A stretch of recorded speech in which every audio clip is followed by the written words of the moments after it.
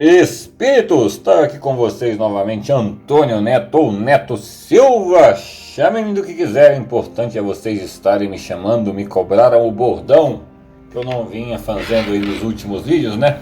Portanto, o fiz, trazendo aí nossa continuidade, né? Nossa continuidade de Cartas de uma Morta, que todos tão interessados na minha leitura dela, nas minhas indagações, aonde eu não minto para vocês, aonde eu falo o que está se passando de verdade, porque o espírito sincero, essa mãe de Chico Xavier, viu? Vou te contar um negócio. Já vi espíritos sinceros e regrados e hoje percebo tamanha admiração de que Chico tinha em vida por essa mulher. E por quê? Porque era uma mulher de fibra, né? Muita fibra. Então, eu falo e eu coloco em linhas, em pensamentos, o que realmente ela passou. E hoje, gente, quem não viu a segunda carta psicografada dela, os links vão estar depois no finalzinho do vídeo. Eu recomendo, gente, a minha sogra me chamando, vocês acreditam? Tem base um negócio desse? Eu acho que essa velha adivinha quando eu vou fazer gravação. Não tem lógica um trem desse. Tá aqui me perguntando se eu não vou almoçar. Eu não vou almoçar na casa da senhora não, minha senhora. Porque eu vou falar porque eu tô achando que a senhora tá querendo me envenenar. Tá? Inclusive eu tô fazendo um vídeo aqui agora e a senhora tá aí me mandando mensagem atrás de mensagem. Eu sei que a senhora me ama muito, mas eu vou fazer o videozinho. Aí mais tarde eu vou almoçar pra atrapalhar a senhora, porque eu sei que a senhora quer pôr as panelas no fogão, quer lavar as louças. Se eu for mais tarde, a senhora vai ter que fazer tudo de novo, né? Então eu não vou agora. Mas voltando à carta psicografada, quem não viu a primeira e a segunda carta, que veja, porque o que essa mãe de Chico Xavier relata para Chico Xavier é uma novela onde passa do terror ao céu ao inferno. É uma beleza. Para mim, a melhor obra de Chico, mas ela tem que ser explicada, e ela tem que ser explicada nas vertentes do que é a realidade do que ela quer passar, do que é a realidade do que todos vão passar. Então, basicamente, gente, vamos aí, e ela chama, vai aparecer aí para vocês, ou criar uma playlist mais para frente, onde você vai poder acessar todas as cartas em sequência. Mas por enquanto ainda nós estamos na terceira, então os links vai aparecer 2 quadradinhos aí para vocês no final. Então eu recomendo que vocês assistam todas para vocês entenderem. Primeira, segunda, essa é a terceira, que chama Como numa Atmosfera de Sonho. Pessoal, nessa carta ela vai falar para vocês o momento que ela, tibuf, morreu. Só que ela já está ciente que ela não está no corpo dela, mas ainda está dentro do quarto. Ela vai relatar detalhadamente quando ela sai do corpo e consegue visualizar tudo que está acontecendo ali no quarto. Ela já consegue visualizar os espíritos que estavam do lado dela, que foi narrado na carta anterior, e ela consegue visualizar também o sofrimento daqueles que estavam em volta da cama, dos filhos de todos, e aquela tenebrosa emoção é aquela confusão que é o que? Vou deixá-los, eles estão chorando, estão sofrendo, não vou vê-los. Então é tudo como se parecesse um sonho surreal, e ela vai narrar isso para vocês de cabo a rabo, e eu começo a leitura agora para vocês. E ela chama como título essa terceira psicografia dela para Chico, a mãe de Chico para Chico, como numa atmosfera de sonho, de Maria João de Deus. Amanhecia, afigurou-se-me então alcançar uma trégua e tantos padecimentos. Parecia prestes a dormir, mas sob as mesmas impressões de dor e mal-estar, envolvia-me nas influências do sono, embora sendo presa de indescritíveis pesadelos. Ouvi tudo quanto se pronunciou ao redor do meu leito e vi a ansiedade de quantos deles se abeiravam, mas todas essas impressões eu as recebia como se estivessem mergulhadas em mau sonho. Desejei falar, manifestar vontades e pensamentos. Isso, porém, era impossível. Contemplei pesarosa a imagem do crucificado, Jesus Cristo, que me puseram nas mãos enlaguecidas e quis sinceramente pensar nele, orar com unção, segundo os meus hábitos. Todavia, reconhecendo-me cheia de vida, não obstante as dores, pairavam os meus sentidos como numa esquisita atmosfera de sonho. Percebi todos os carinhos que dispensaram ao meu corpo e que me forçaram igualmente proporcionando em vida. E ouvi as lamentações de quando deploravam a minha ausência, ansiava por proporcionados em vida, e ouvi as lamentações de quando deploravam a minha ausência, ansiava por movimentar-me sem que membro algum obedecesse aos meus impulsos, e outras vezes fazia inauditos esforços para despertar-me, fugindo de tão singular pesadelo. Afigurava-se que me cobriam de flores e sentia a carícia dos braços dos meus filhos, enlaçando-me com amargura ternura, e dizia-lhes, mentalmente entre lágrimas, meus filhos, eu não morri, aqui estou e sinto-me realmente mais forte para vos proteger e amar, porque chorais aumentando a minha angústia? Mas tinha a boca hirta e os braços gelados para retribuir aquelas expansões de desvelo e carinho.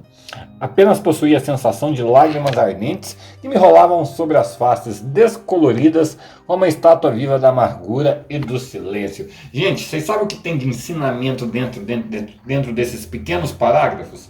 Primeiramente, ela relatou que ela relutou a noite inteira para não morrer nas outras cartas, como vocês viram, e ela não passou a noite em agonia, porque ela queria ficar. Mas que não tinha jeito, era aquilo e já estava fundado. E agora ela relutou, ela mostra para nós que ela já está morta. E os filhos que estavam ali perto, todos que estavam em volta da cama, o que acontece?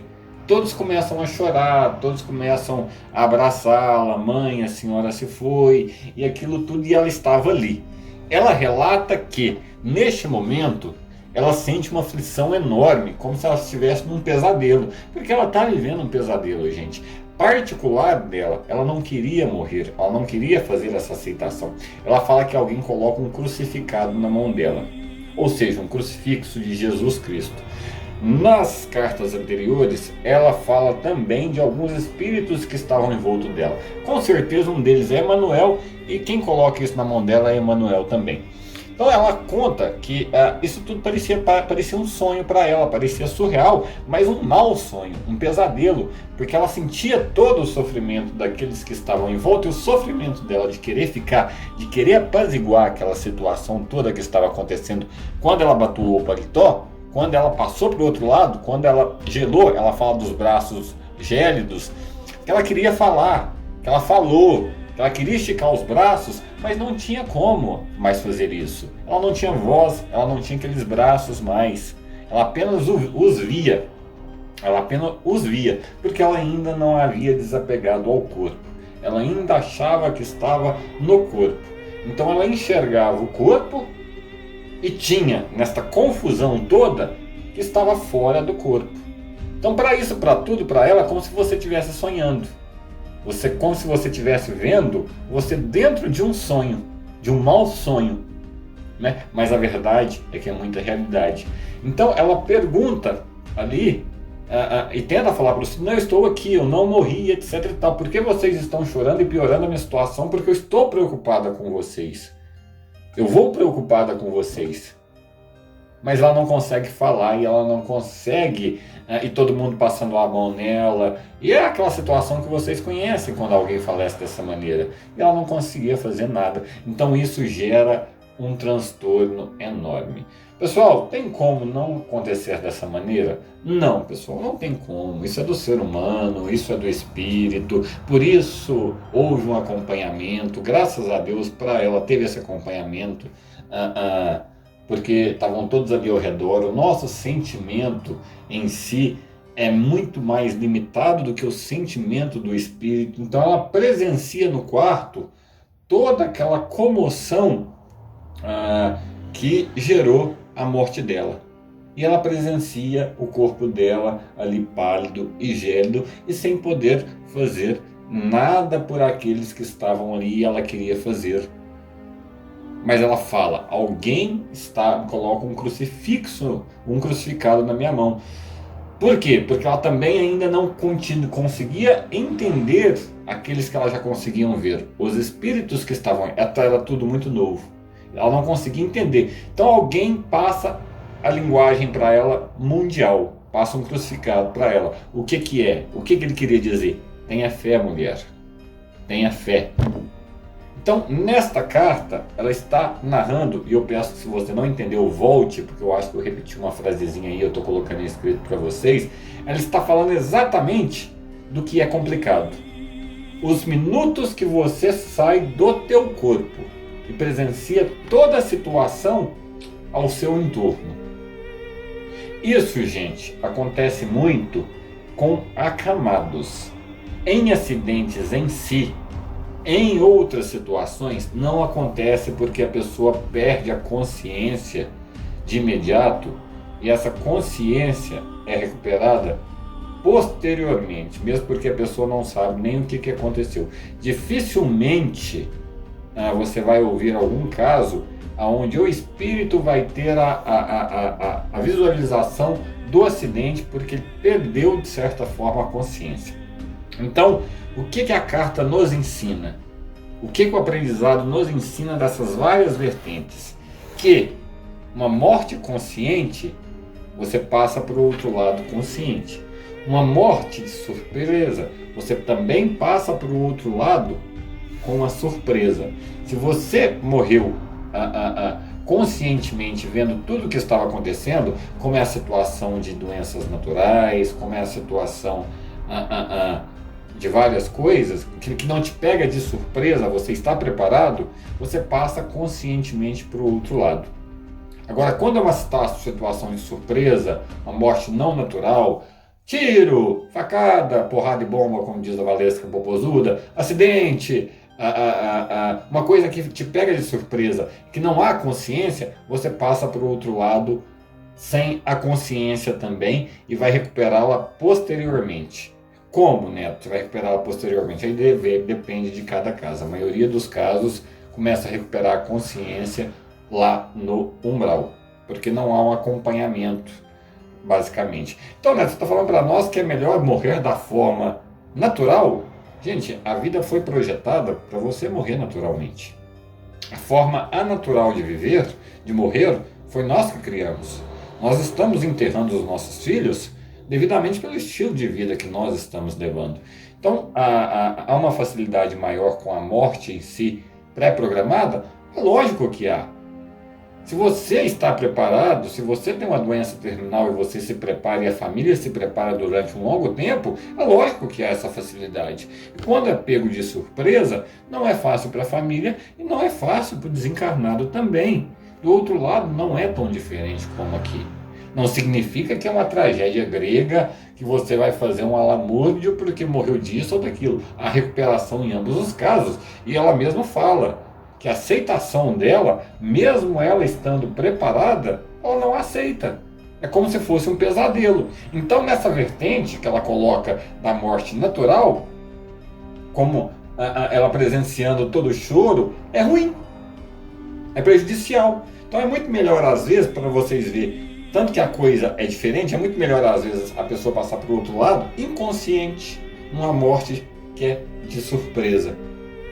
Então, gente, essa ambiguidade, essa complexidade da morte, ela é muito individual, ela é muito complexa para se generalizar. Mesmo ela estando preparada, ela não queria ir e ela reluta. E o cara que é pego de surpresa num acidente, que não está preparado, ele passa para o outro lado sem consciência, mas ele passa despreparado e ele reluta num outro lugar também. Essa é a generalização, o apego à carne, o apego aos que ficaram. Mas alguém mostra para ela a esperança. O importante sempre é você pegar na mão daquele que te mostra a esperança. Porque se você quer ficar aqui, se você quer fazer o que ela tentou fazer, sentiu que os seus filhos estavam tentando passar para ela todo aquele sofrimento e ela tentar acalmar, ela só ia piorar a situação dos filhos e só piorou a situação dela, como ela mesma falou. Por que, meus filhos, vocês tanto choram e me deixam desesperado aqui? Mas ela não conseguia falar. E eu pergunto a vocês, Por que vocês tanto choram e pedem psicografia, etc e tal, e deixam seus espíritos do outro lado desesperados, preocupados com você, porque você não tem fé? Essa é a indagação que eu faço hoje na terceira carta da mãe de Chico Xavier. Vou ficando por aqui. Antônio Neto com vocês. Espero que tenha ficado bem explicado. Vou trazer todas as cartas, vou ser extremamente sincero. Na próxima carta nós já criamos uma playlist para todas as cartas de uma morta, explicando ela de cabo a rabo e sendo sincera como ela foi. Porque ela merece isso, porque ela moldou Chico nisso e Chico fez muito por todo mundo. Então nós devemos o respeito, a honestidade a essa carta, a cada linha dela. Um grande abraço para vocês. Pessoal, carnaval, aproveitem, mas com sapiência. Se beber, não dirijam. Não é porque a polícia não vai parar vocês, não. É porque tem mais gente dentro do carro com você. É porque tem outras pessoas dentro de outros carros que querem viver. Tenham consciência. Porque do outro lado, saber que você tirou uma vida, eu acho que não é muito fácil não, viu? Porque você achou que era o Ayrton Senna ou o Schumacher. Bom, nem esses terminaram bem, né? Volante não combina com bebida. Não mexa com a mulher do próximo. E por aí vai. Quer se divertir? Se divirtam. Mas voltem vivos para continuarem a vida boa que vocês vão levando aí, porque apesar das coisas estarem difíceis, o aprendizado sempre chega. E isso é a beleza. Você supera os obstáculos, ganha experiência e continua. Então voltem. Vão, mas voltem vivos. Sejam conscientes. Um grande abraço a todos vocês. Fiquem todos com Deus.